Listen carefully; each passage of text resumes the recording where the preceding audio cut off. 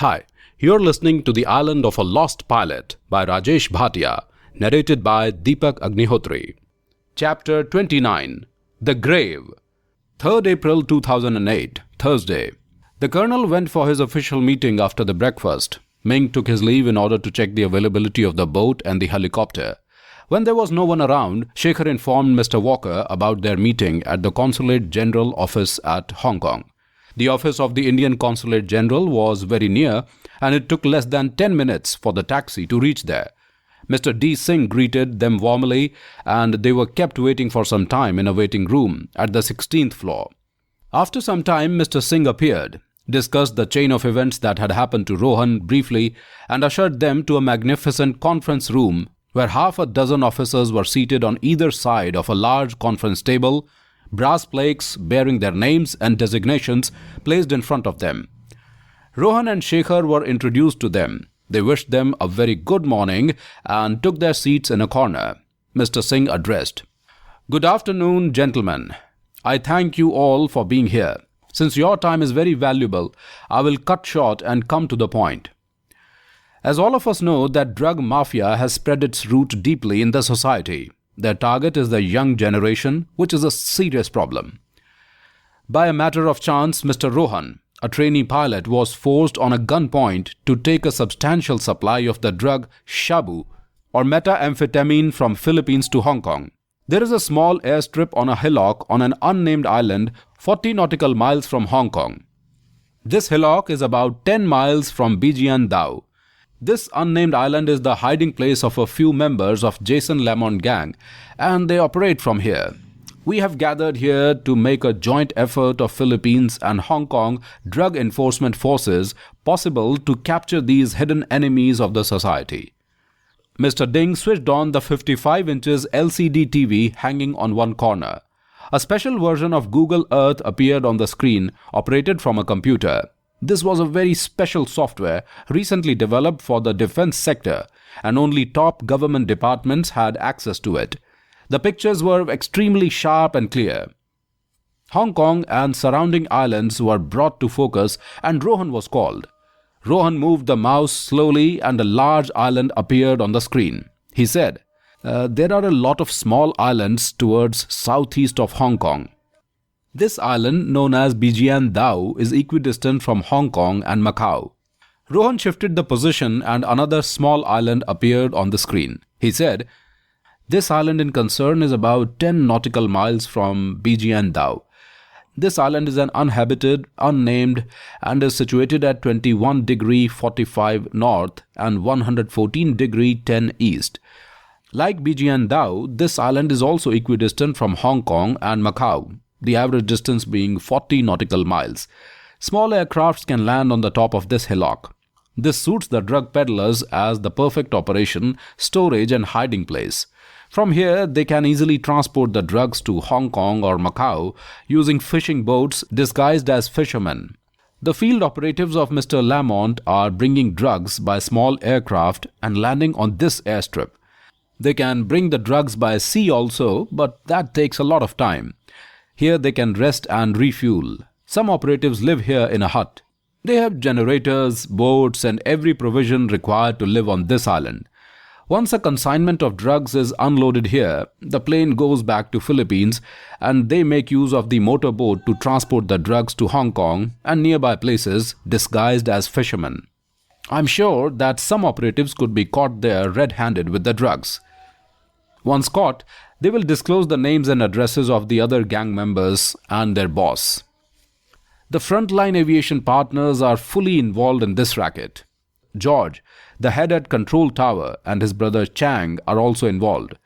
Chang is the right hand of Mr. Lamont, and it was he who had forced me on a gunpoint to take the aircraft to this island. His accomplices at the frontline aviation had helped him to top up the aircraft and place the drugs in the luggage compartment of the plane. Mr. Spike, our flying instructor, and Thomas, our friend from India, became wise and refused to cooperate in this racket and were killed by the chief mechanic, Mr. Steve, also one of the partners, by an ingenious remote device with which he shut off the engine of the airplane from the ground. The pilot brothers usually carry small quantities of drugs in their pockets and handbags, and they are carelessly checked at the airports. "I will be damned," said the Director General Calderon of the PDA. "This boy is telling the truth. The blocks of the puzzle are fitting correctly. My operative F6, who is stationed at the Plaridel Control Tower, has given almost the same report. He had been able to record very valuable pieces of conversations between George, Chang and the frontline owners. I had information that these people are involved in this racket. Therefore, I had placed F6 there. I was forced to sign my appointment letters and some cash vouchers, which indicated that I had joined the gang in my full senses," Rohan continued and looked at Shekhar, who got up and handed over a packet to Rohan. Everyone was interested in the contents of the packet. Rohan continued, "Here is $2 lakh US paid in cash to me by Chang. I have no intention to own this money, which is earned by taking the mankind to disaster." Rohan placed the packet in front of the PDEA director and continued, "Therefore, I hand over this money to Mr. Calderon to deposit in PDEA fund.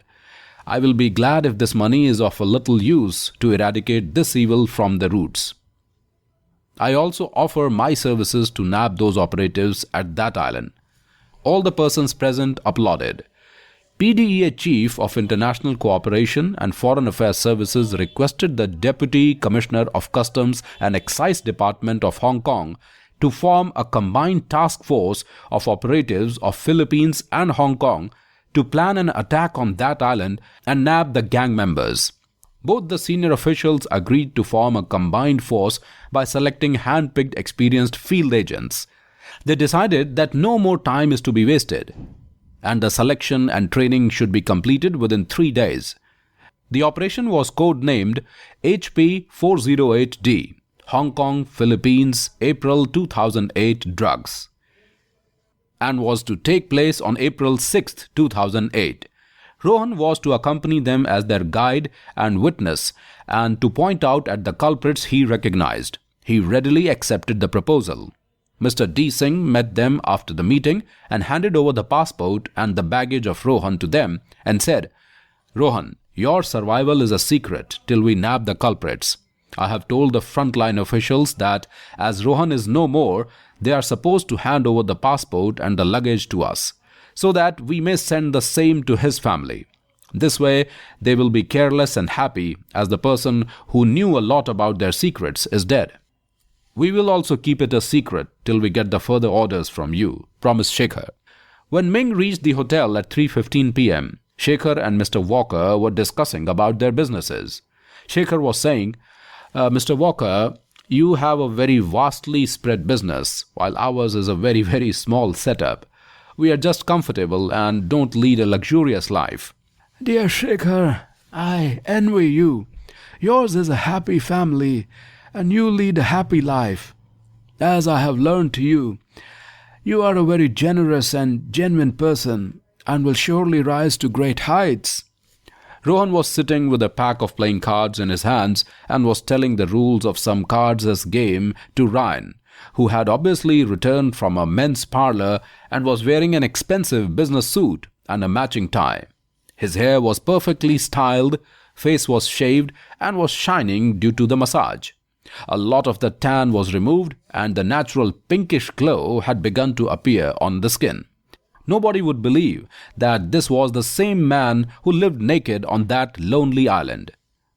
"Yes, Mr. Ming, I hope that you have good news for us," asked Mr. Walker suavely.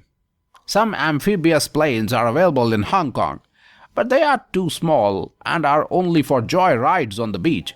The long-range helicopter we talked about is not available in Philippines. But I do have some good news.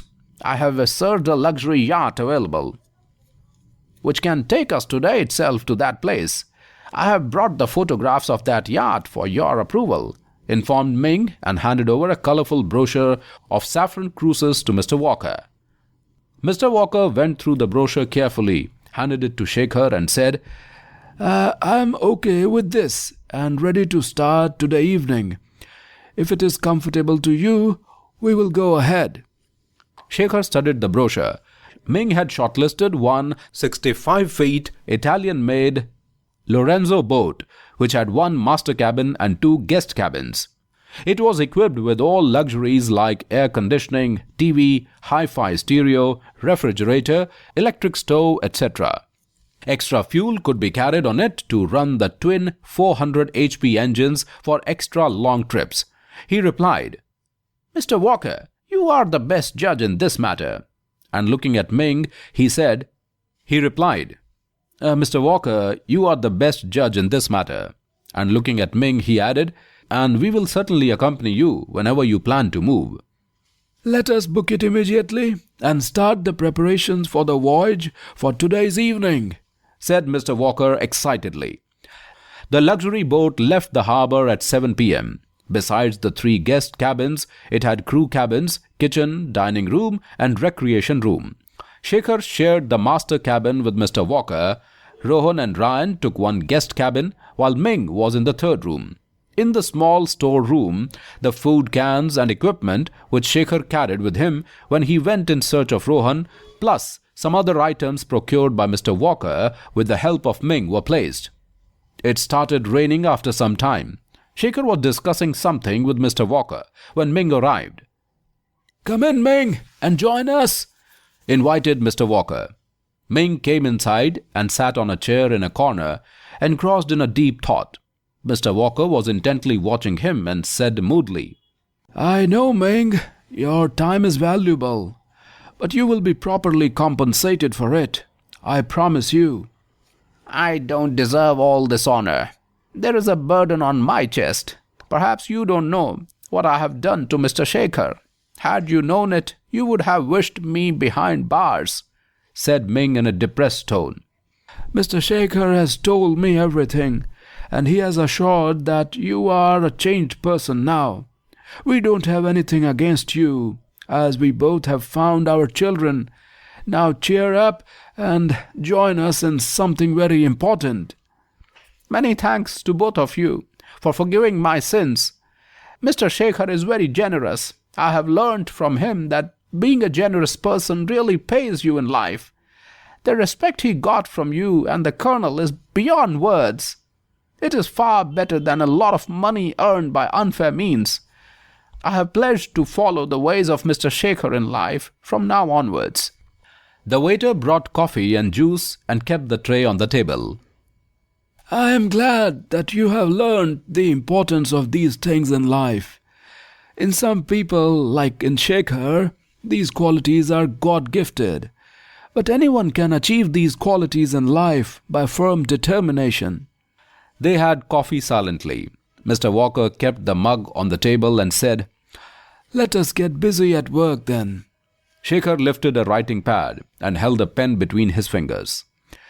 Mr. Walker said to Ming, "Mr. Ming, there had been 2 chances of plane crashes and the crash survivors reaching to that island. If my son had some means of informing us or to anybody, he would have been alive today. Ryan would also have not suffered these 18 years. Without my children, I have also spent all these years miserably. We are planning to make arrangements on that island for any person so that if by some misfortune he reaches there, not only he will be able to contact the outside world, but live there for a few months also, till the rescue teams arrive. We will fix a tent there and place some food cans, stove, lantern, bed, medicines, etc. inside it. We will keep the satellite phone there, along with the boat, flares and other necessary things.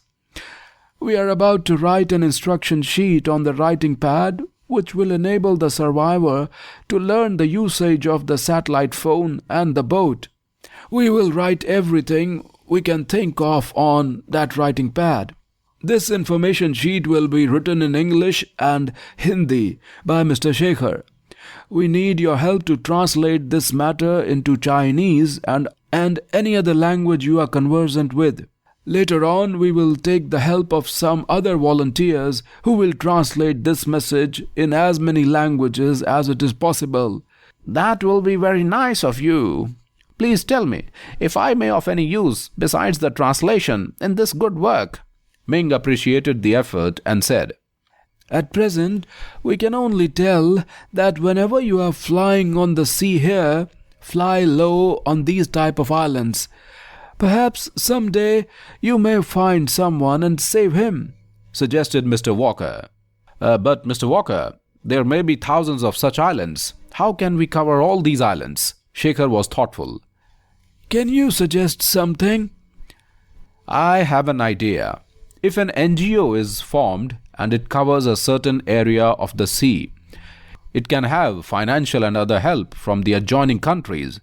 Such type of islands can be located, and life-saving kits of the type we are going to place on this particular island can be kept there also.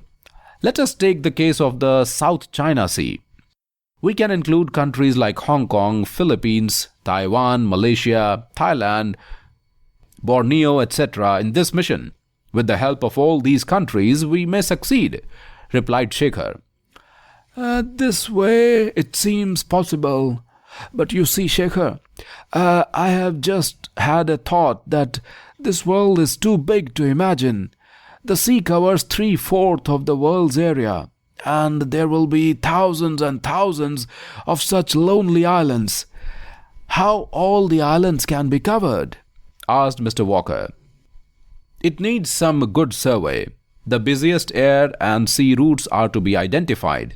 The major disasters of the last, say, 40 to 50 years are to be analyzed, and the number of possible islands will only be approximately 1/100th of all the islands. The islands will have to be shortlisted, and the special attention is to be laid on those islands where people have really reached after crashes."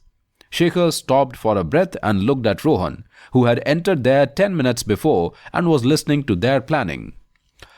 "May I interrupt you?" Rohan smiled. "Yes, do you also have to suggest something?"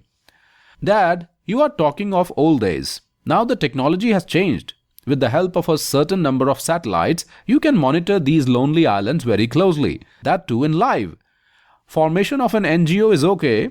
It should have support of all the countries, from the head office of the NGO, which can be in any part of the world, an eye should be kept on every island in live. Any unusual activity will easily be detected. If some needy person is found on any island, an aircraft can be rushed to that spot, which will drop essential items like food, medicines, and clothes. A walkie-talkie can also be dropped, and the affected person will be able to speak to the pilot and explain his problem. The pilot will inform the head office, and a rescue team will start on a boat or a helicopter, depending upon the situation and the location. In the case of an emergency and the rescue team is taking some time, a team of doctors or required persons should be dropped with the aid of parachutes." "So wise of you! So wise of you indeed!" applauded Mr. Walker. Ming and Shekhar also joined. "Wise son of a wise father," commented Ming. "You have saved us a lot of trouble, Rohan. This way, we don't have to keep all the supplies ready on every island. I will set up an NGO, employ a few experts, make a little project report, and submit it to the government. I will leave no stone unturned in this plan. Meanwhile, as my sentiments are attached to this island, I will take care of that place myself with my own efforts," announced Mr. Walker. The dinner was announced. This was again the only matter of discussion over the dinner table. Some more suggestions were pooled, and all retired to their cabins thinking of further plans. 4th April 2008, Friday. They reached the island by 1 p.m. All the stuff was unloaded. The crew members were ordered to fix the tent on the open grassy land. While the crew members were busy, Mr. Walker impatiently asked Rohan to take him to the grave. Without a word, Rohan guided him towards the hut. Ryan and Shekhar also tagged behind, while Ming remained near the tent to fix the stuff there. Mr. Walker reached the grave and sat down. He lifted some soil and kissed it. He mumbled some prayer and kept on mumbling even after the prayer, as if talking to his son. The mumbling increased in volume. The composure of a ruthless businessman vanished, and the grief of a father overcame it. He sprawled on the grave and started crying his soul out. With his spread hands, he was groping the grass and the soil as if he was embracing his son beneath. Ryan, who had seen the grave of his father many times every day, was not perturbed and was standing with his bowed head, hands locked in between his legs. But the sight of his crying grandfather touched his heart, and he looked helplessly at Shekhar with moist eyes. Shekhar pulled him and advised him to console his grandfather. Ryan called, "Granddad, please don't cry." And soon he was also in the same state, sprawled like a giant beside his grandfather, crying in a hoarser voice. Mr. Walker hugged Ryan and both were crying in unison.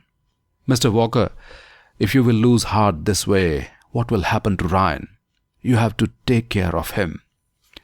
"I know, Shekhar. I know. Can I not cry on the grave of my son, which I am seeing for the first time?" "I understand, Mr. Walker. I am sorry." Rohan had brought a bottle of water, which he handed to Mr. Walker, who gave it first to Ryan. Ryan drank some water and offered the bottle to Mr. Walker. "Granddad, take it." "Ryan, listen to me. Call him only Dad, not Granddad."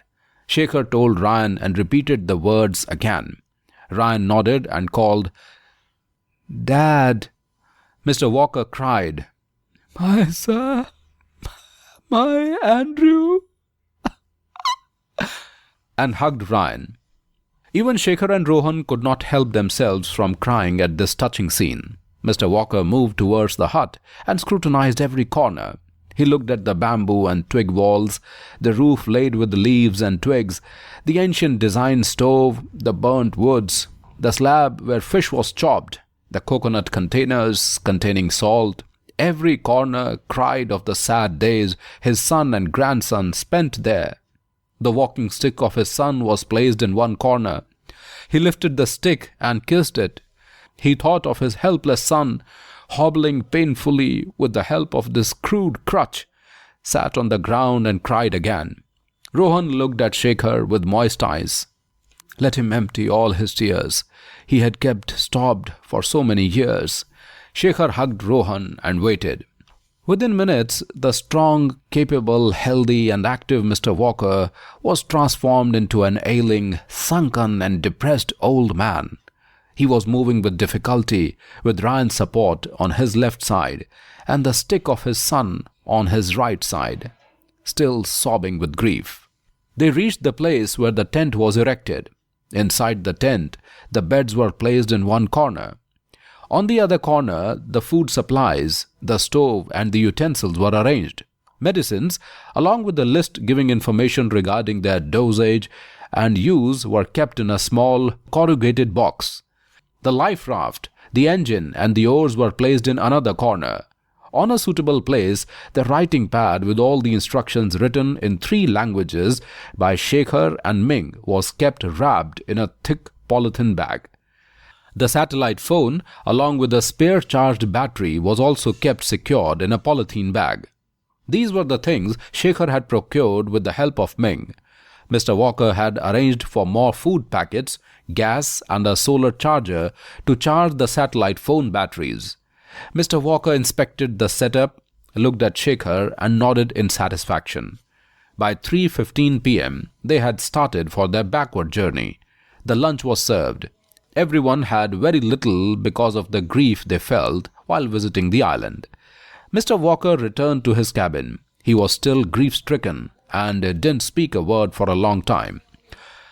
"Shekhar, I hate my riches. I have everything in the world, but the way my son had died in such a pitiful condition, I feel my life worthless now." "Mr. Walker, I'm too young to preach you, as you are yourself far more experienced and wise. I can only say that the life of your son has not gone wasted. Though his last days were painful, he survived in order to save his son, your grandson. He had sacrificed his own life, but gifted you with Ryan. It is our bad luck that he had taken 18 long years to reach you. Now I wish to remind you of your duties, which Andrew would have always dreamt of, but could not fulfill. Your duties towards Ryan. He is young and is still like a kid, and has his whole life ahead. In this world, you are the only person who has to take this responsibility. Ryan has to take care of this empire. He has to become a successful businessman like you. You have to coach him now onwards. You have awoken me from my sleep. I was so much engulfed in my son's grief that I had forgotten my duties towards Ryan. Promise me something, Shekhar. Yes, Mr. Walker. I don't know, Shekhar, what relation we have. We have met by chance. But as I have lost my son, I see him in you. You two have played an important role like a father to bring back Ryan to me. I admire Rohan also. Ryan also loves you both. As I have grown very old, you will have to promise me, if something happens to me, you will take care of Ryan, and I expect the same from Rohan also. Don't lose heart, Mr. Walker.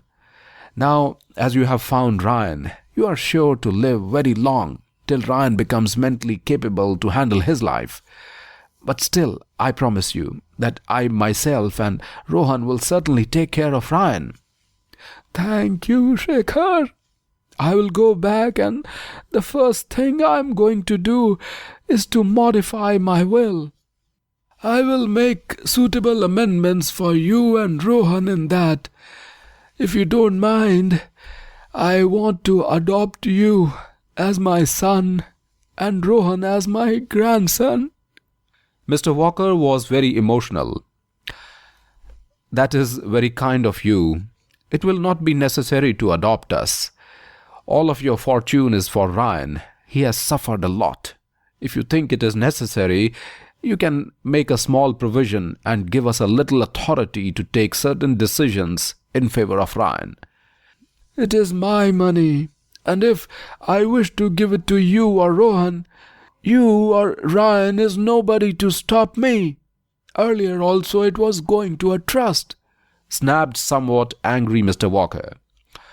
Mr. Walker, you are like my father. I will bow to your discretion.